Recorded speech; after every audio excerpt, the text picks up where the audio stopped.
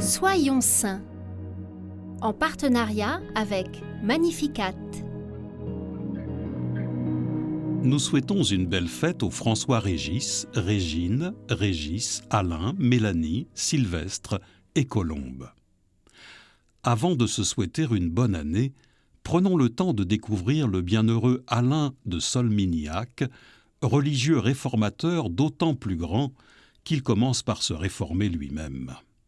Né en 1593 en Dordogne, dans une famille catholique de petite noblesse rurale, Alain songe un temps à devenir chevalier de Malte. Mais son oncle, abbé de l'abbaye de Chancelade près de Périgueux, le désigne pour lui succéder. Il devient à 20 ans responsable d'une communauté réduite à 3 religieux dans des bâtiments en ruine. Devenu prêtre en 1618, il va chercher à Paris la formation intellectuelle et spirituelle dont il a besoin et, lors d'une retraite sur les exercices spirituels de saint Ignace, il prend des résolutions qu'il tiendra toute sa vie. Il y reste 4 ans, y rencontrant notamment saint François de Sales. De retour à Chancelade, il se met à la tâche et en quelques années, son abbaye devient un pôle spirituel majeur. Sa réputation parvient aux oreilles du roi Louis XIII, du cardinal de Richelieu et du pape Urbain VIII. Il est contraint d'accepter en 1636 le siège épiscopal de Cahors qui, avec ses 800 paroisses, est l'un des plus vastes du royaume.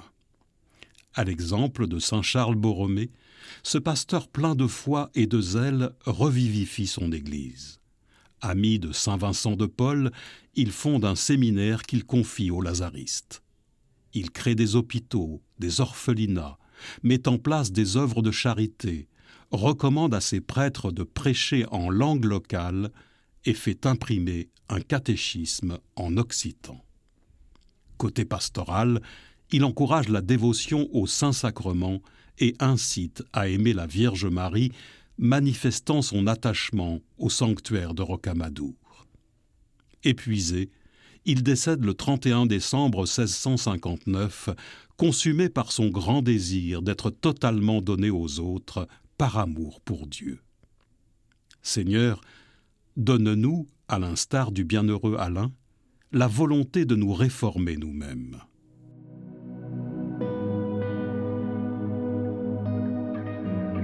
Rends-nous infatigables dans la recherche de la sainteté en commençant par laisser une place toujours plus grande à la prière dans nos journées.